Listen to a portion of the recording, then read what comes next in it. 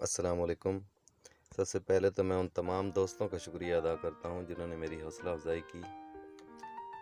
آج میں آپ کی خدمت میں ایک غزل پیش کر رہا ہوں۔ مجھ میں تھا جینے کا جو حوصلہ وہ نہیں رہا، مجھ میں تھا جینے کا جو حوصلہ وہ نہیں رہا، رواں تھا جس سے زندگی کا قافلہ وہ نہیں رہا۔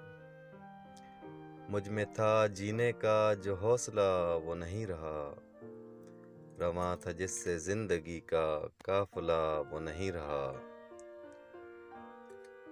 عشق نے زندگی کا سفر آسان کر دیا،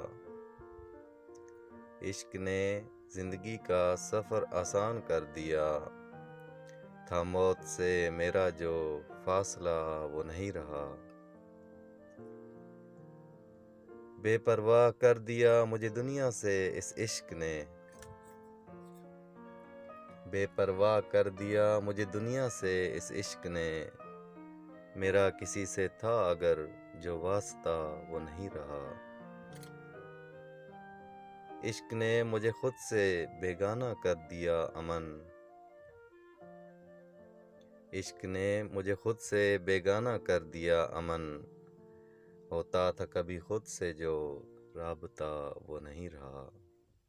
مجھ میں تھا جینے کا جو حوصلہ وہ نہیں رہا، رواں تھا جس سے زندگی کا قافلہ وہ نہیں رہا۔